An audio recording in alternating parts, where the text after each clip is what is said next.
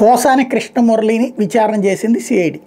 నువ్వు ప్రెస్ మీట్లు పెట్టేటప్పుడు వీడియోలు ప్లే చేసేవాళ్ళు కదా, ఎక్కడి నుంచి వచ్చినాయి? సాక్షి నుంచి వచ్చినాయి. ఎందుకు ఇచ్చారు వాళ్ళు? ప్రెస్ మీట్లు కూడా వాళ్ళే ఆర్గనైజ్ చేసేవాళ్ళు, వీడియోల సర్క్యులేషన్ వాళ్ళే చేసేటటువంటి వాళ్ళు. ఇది పోసాని కృష్ణమురళి చెప్పింది. అయితే అందులో విషయాలు నువ్వు ధృవీకరించుకోవాలి కదా అంటే, నేను ధృవీకరించుకున్నాను, నా అభిప్రాయాన్ని చెప్పాను, ఇది ఓపెన్గా చెప్పుకొచ్చినట్టు. మొన్నటిసారి ఏం చెప్పారు?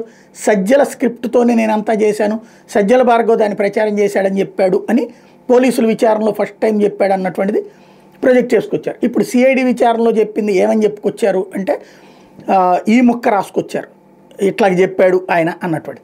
ఫైనల్గా సాక్షి ఏమని రాస్తుంది? నేను ఎవరి ఒత్తిడితో చేయలేదు, నా మీద వాళ్ళు తిట్టినప్పుడు నేను దానికి కౌంటర్ ఇచ్చాను, అట్లాగే మిగతాది రాజకీయంగా స్టేట్మెంట్ ఇచ్చాను, నేను అందులో తప్పేం లేదు అని చెప్పాను అన్నటువంటిది పోసాని కృష్ణమురళి చెప్పాడు అన్నటువంటి పాయింట్ వాడు రాసుకొస్తున్నారు. ఇద్దరిది పక్కన పెడితే ఇందులో ఈ అభిప్రాయాలు బూతులు తిట్టడం అన్నటువంటిది అసహ్యం, దానికి శిక్ష ఉంటుంది తప్పించి, అది కూడా భారీ శిక్షలు ఏం లేవు, న్యూసెన్స్ కేసులకి ఎంత శిక్ష ఉంటుంది. మిగతాదంతా కూడా కేవలం డ్రమటైజ్ చేయడానికి మాత్రమే పనికొస్తుంది.